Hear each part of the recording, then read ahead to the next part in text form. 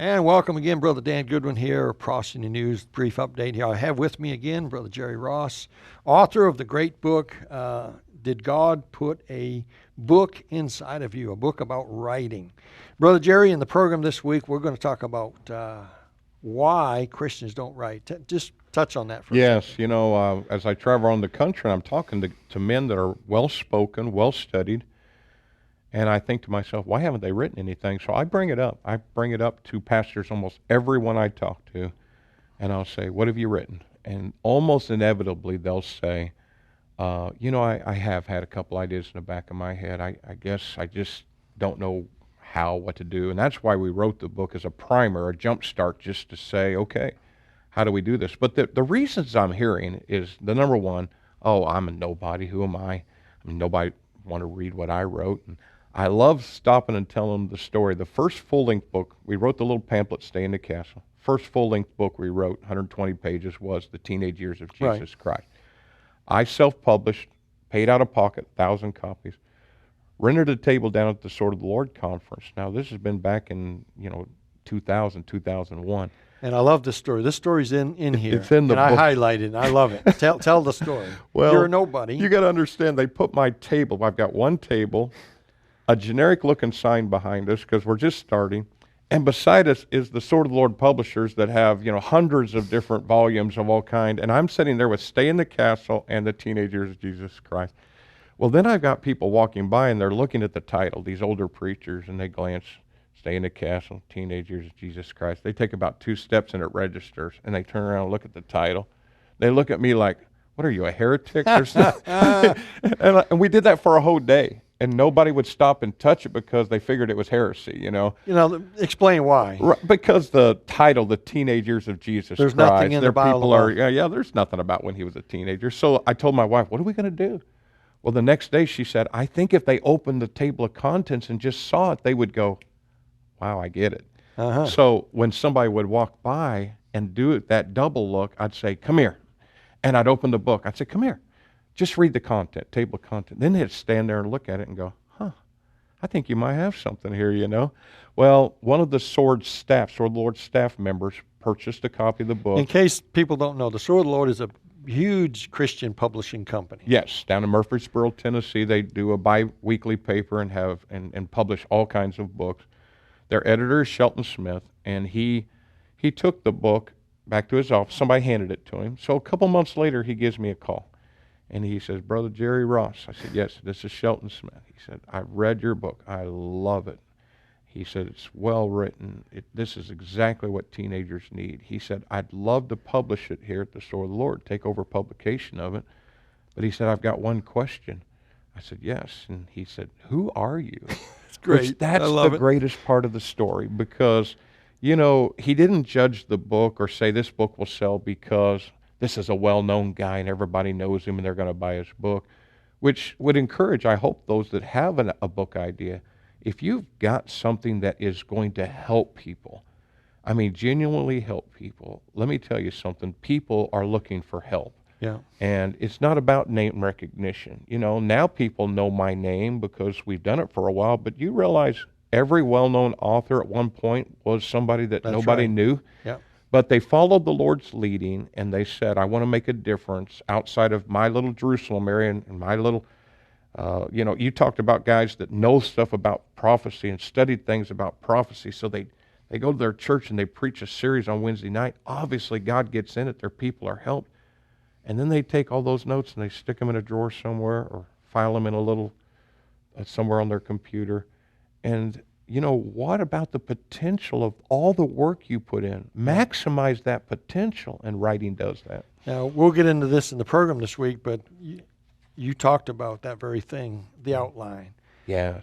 And, and it hit me. And, of course, I've written a lot of books, and I think I write this way and didn't realize it. And after I read, I wish I'd have read this several years ago because I think it might have helped me a little. Yes. Because I was doing some of it. But you figured it out. I was doing it, but I didn't know I was doing it. Yes. And now it leads me to say this: everybody can write. Any preacher could write. If you can write a sermon, if you can write an outline, a Bible study, you can. That's the skeleton of the book. That's exactly right. That's and your you chapter illustrate head. that in yes. here. And I take a chapter and actually break that process down, because the most important piece of advice, I say it twice in there, don't I? At least. The most important piece of advice to a new writer is you need to write from an outline. And we're used to doing that anyway. Sunday school teachers, pastors' wives teach from an outline. When they're talking to ladies, preachers preach from an outline. You have a skeleton of a book.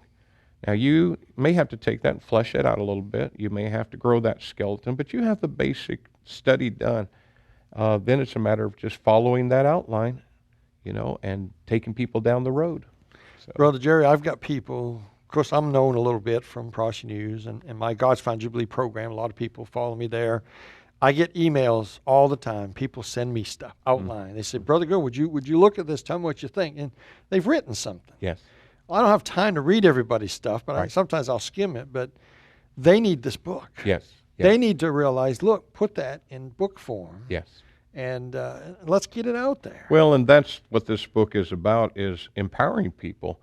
They've got an idea. What they tend to do is want to send it to guys like us because they know we could get it to the finish line. Well, I want to say to you, you can get your idea to the finish line. And this is what it took me the first 3 years to figure out what's in this book. I'm saving you 3 years. The process. You went through the trial, the error, get stuck. How do I get to this? Where do I go from here? And, then I made phone calls to guys that had already done it, gleaned ideas, figured some out myself, read articles, trying to figure things out. Well, now I brought all this into one book, and this will jumpstart you and get you heading in the right direction. I didn't know about proofreaders way back when I wrote my 7 Laws of Bible Study pamphlet way back in the day.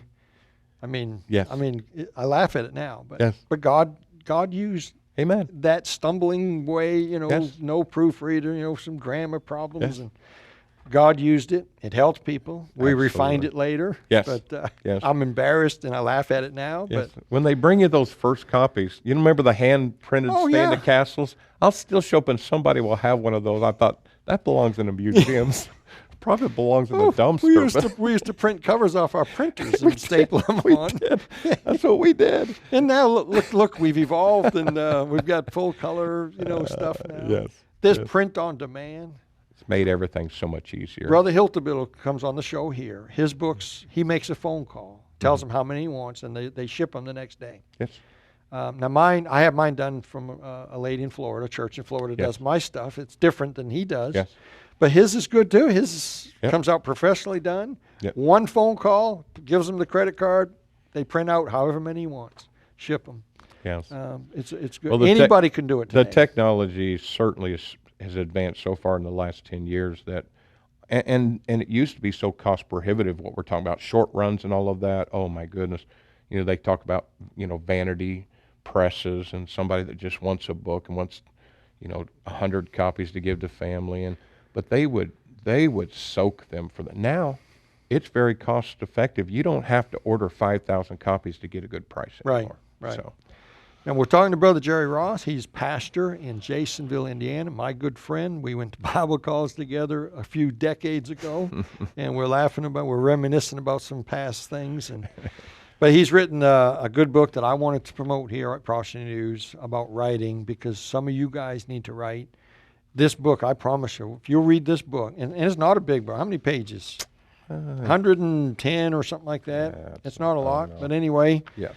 This is readable. It's got the goods. It'll help you. It'll give you what you need to get started. And I'll go online. I'll go on record and say this: if you want to do something, if you've got something burning in your soul and you want to write, and especially prophecy stuff. I'm mainly. I want people to write about everything, but right. There's guys out there that got some knowledge about prophecy and prophetic things, and I'd like to help you.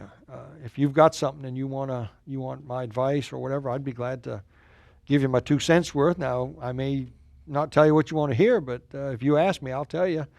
We'd like to help you. I think you need. I'd love to see you get this book. We're offering a 4-book package, and in this week's program, we're going to talk about some very touchy issues. He's going to talk about. I'm going to sit here and listen. And but anyway, we got biblical masculinity, biblical femininity, 21 precepts or concepts about each one from the Word of God.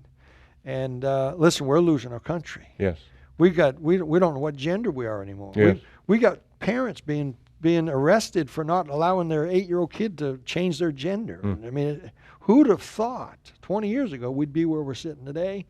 I noticed in one of your books that I was reading, I think it's this one, you said that that the president was the president at the time of the writing was wanting to legalize gay marriage. Yes. And of course now that's happened. Yes. And that's since the book was written. Yes. And boy, look how far down the road we've gone. It's unbelievable. So listen to the program this week, and we're going to talk about some interesting things. We're going to talk about these other books.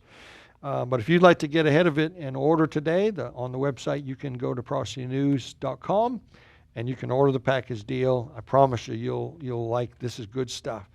Your teenage girls and boys need to read this. Stay in the Castle. Unbelievable. I've given a lot of these away. Your church, your Sunday school class, your family, you need to understand about being a man, a young boy growing up to be a man, and a young lady growing up to be a feminine, lovely young lady. So a package deal you can order on the website, or you can call the 800 number. But listen, the program this week, don't miss it. We're gonna go a little further with this thing about writing, and we're going to talk about the signs of the times and the immorality that's going on, and he's got the goods in these books, and we're going to get into that in the program this week. So, Brother Jerry, thanks for being with us, and those of you out there, keep looking up.